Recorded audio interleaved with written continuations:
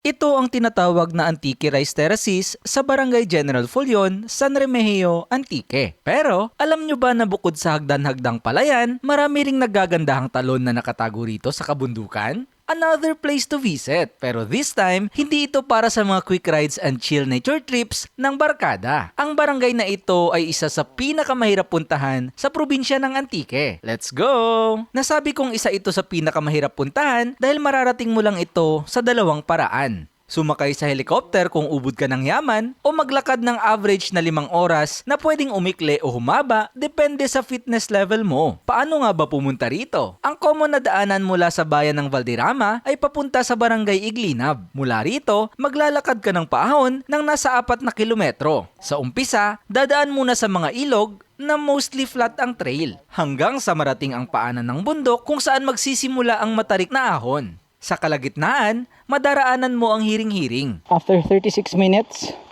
or 37 na, nandito na tayo sa lugar na tinatawag na hiring-hiring. Hiring-hiring kasi dito madalas mag tipon-tipon ang mga tao na bababa or aakyat ng danaw papunta sa bayan ng Valderrama. So yung pagtitipon-tipon ay tila ba isang hearing. They're talking to each other. Parang session kumbaga. That's why tinawag nila ang lugar na ito na hiring-hiring. And pag pupunta ka ng Danao, dito din yung last stop mo na meron kang may inom na tubig.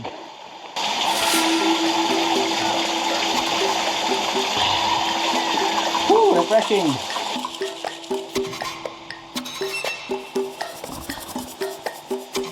So guys, tapos na tayo magpahinga ng 2 minuto sa hiring-hiring. Tuloy na yung laban.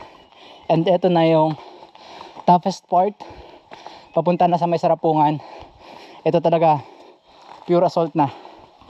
So bakbakin na natin to kasi pag nalagpasan na natin yung sarapungan, all goods na, pababa na lahat hanggang sa General Follion.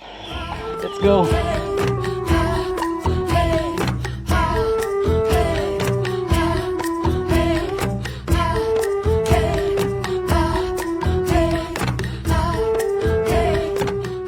Mula rito, mga nasa 4 na kilometro ulit ang paglalakbay at halos puro pababa na hanggang sa marating ang mismong baryo.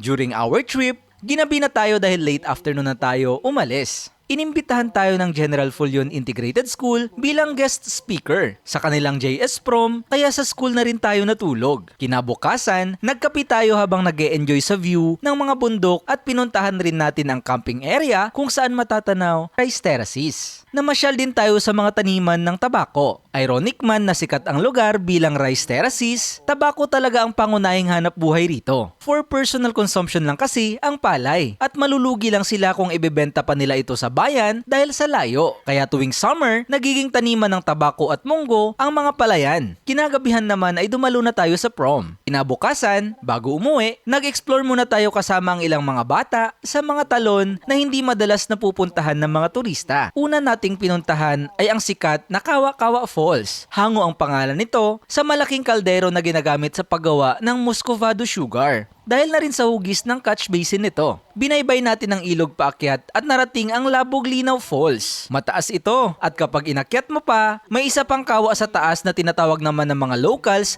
na Batuan Falls. Magkarugtong lang talaga ang dalawang nagtataas ang talon na ito. Mula rito, umakyat pa tayo hanggang sa Takuri-Takuri Falls. Pagkatapos nito, binaybay pa namin paakyat ang ilog. At sa paanan ng isang talon ay nag-solo climb na ako paakyat para magmasid sa unahan. Marami pang mga talon sa itaas. Kaya lang mahina ang tubig dahil summer. Pero gamit ang drone, kitang-kita ang magkakasunod na talon papasok sa magubat na parte ng bundok. Pagkatapos ay bumaba ulit tayo at naligo sa Takuri-Takuri Falls. Kawa-kawa at nagpalipad ulit ng drone at ating nakita ang isa pang malakawa na talon sa ibaba. Ang ilog na ito pala ay dumediretso sa Sibalam River, ang pinakamahabang ilog sa probinsya ng Antique. Pagkatapos mag-explore sa mga talon sa kabundukan, solo hike ako pabalik sa Barangay Iglinab para hindi nagabihin sa daanan ang mga maghahatid sa akin. Puro paahon ang trail papunta sa Sarapungan kung saan tayo nagpahinga saglit at nag-drone. Sa mga nagbabalak pumunta rito, hindi po ito basta-bastang aesthetic hike lang tulad ng mga nauuso ngayon. Kailangan ng paghahanda for safety reason, lalo na't napakalayo nito sa bayan at sa mga pagamutan.